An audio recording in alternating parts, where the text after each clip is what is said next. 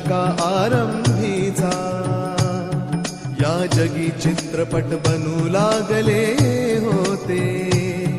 वारसा आम्हा जरी होता अष्टकलांचा